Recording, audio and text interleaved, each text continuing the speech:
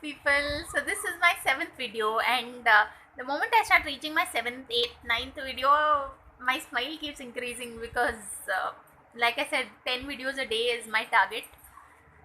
So people, today I noticed a very strange thing, I think I was well dressed today, like really well dressed. I was wearing this turtleneck and, to office and all. But in the train, in the metro train, when I had to get subscribers today, because, I kind of manicured, like I was looking somewhat well groomed.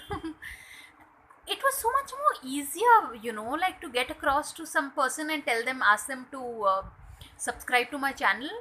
And now the more I see of life, more I realize that from our end, if we show, like, if there is fear in my mind, fear gets transmitted into the mind of the other person. But if I approach a person with that complete trust and honesty and like the friendliness, that vibe, no, like just the thing, the other person also responds in the same way. So I mean, the people who will be watching